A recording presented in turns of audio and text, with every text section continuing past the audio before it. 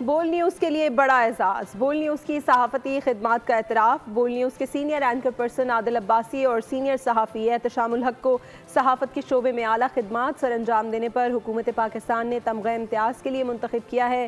یہ civil awards 23 March 2026 کو ہونے والی تقریب میں دیے جائیں گے۔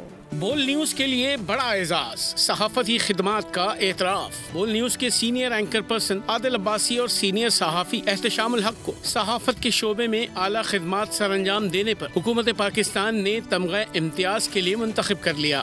14 اگست پاکستان کی تاریخ کا سنہرا دن، جب 78 سال پہلے ایک خواب حقیقت میں بنا۔ عادل عباسی قومی اور بین الاقوامی امور پر اپنی گہری فہم و فراست کے لیے جانے جاتے ہیں۔ انہوں نے کئی اہم ملکی اور عالمی شخصیات کے انٹرویوز کیے ہیں، جن میں پاکستان کے سابق وزرائے اعظم، صدور، سعودی عرب، برطانیہ، تاجکستان، امریکہ اور دیگر ممالک کے سیاستدانوں کے انٹرویوز شامل ہیں۔ But the kinds of conditions you can set to create more.